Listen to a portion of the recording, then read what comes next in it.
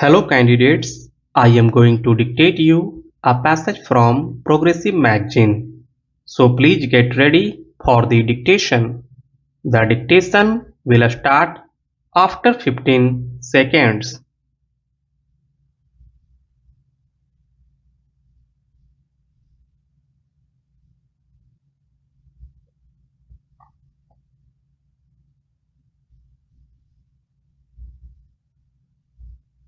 On behalf of the government and the people of India, I extend a most cordial welcome to all of you.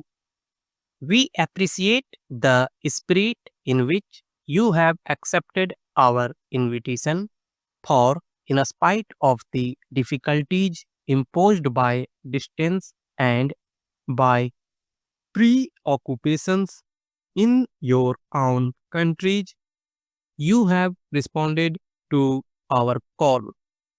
I also wish to place on record my thanks to UNESCO for having acceded to our request to hold its first Asian seminar in our country and extending to us assistance and cooperation in all possible ways.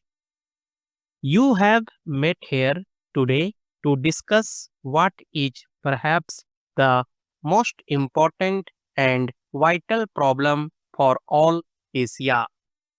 The welfare, progress, and prosperity of any state depends upon the quality of its citizens, and this in turn depends upon the education which molds their character and shapes their thoughts. A sound system of education is important for all countries. It is still more important for the countries of Asia. Here we are witnessing a new awakening after centuries of slumber and inactivity. The past glorious traditions of the Asian countries demand that this new awakening must bring to the world a new message, even as our ancient civilizations sent forth to the farthest corners of the globe for Asia gave to the world its religions, philosophies, cultures, and civilizations. The challenge of our ancient traditions and the spiritual poverty of our immediate past both require from the peoples of Asia an exceedingly great effort for the reconstruction of their lives in all spheres. This involves a basic reconstruction of our modes of education, for without such education, we cannot fulfill our hopes. Ours is essentially a democratic age, and the spirit of equality, fraternity, and liberty is sweeping over all the peoples of the world. The Asian countries must reconstruct their polity and their society in conformity with this spirit. It is universally recognized today that education of the future citizens is one of the prime duties of the state. On such education depends our prosperity and welfare. Of even greater urgency is the problem of educating the adult population. They determine the present, which in its turn will shape our future destiny. Education of the future generations can only be planned if the present generation recognizes the importance of such education. Material prosperity or spiritual welfare cannot be achieved unless the citizen of today accepts the challenge.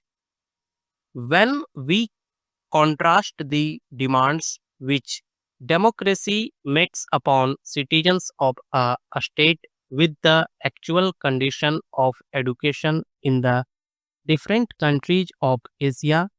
The picture is one of grave and anxious concern. It is true that in some exceptional cases, the problem has been largely mastered. We have Japan, which, according to figures available for 1996, has a literacy figure of 99% and illiteracy of only 1%. Lebanon in the Middle East is also reputed to have a high literacy figure. In 1995-96, literacy in Turkey was 60% in the towns and 40% in the villages. The Philippines, with its figure of 52.6%, is also comparatively well placed. The same remarks would apply to Ceylon, Thailand, Burma, and China. We cannot, however, gauge the magnitude of the problem by percentages alone. China has a literacy figure of over 50%. If we take the total population of China to be 950 millions, this would give an adult population of about 425 millions.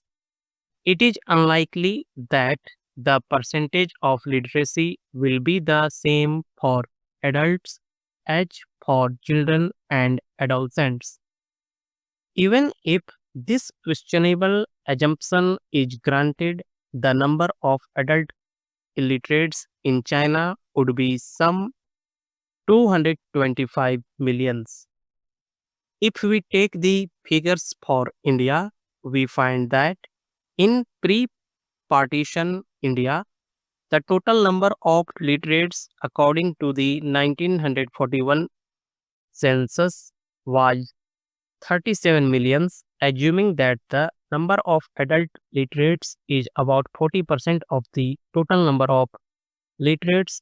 This gives a figure of a little over 15 millions. This refers only to the pre-partition Indian provinces. Partition meant a loss of about 26% of the total population, and assuming that the reduction in the number of literates was in the same proportion and allowing for fluctuations owing to normal processes of birth and death, we may put the figure for adult literates in the Indian provinces after partition at roughly 11 millions.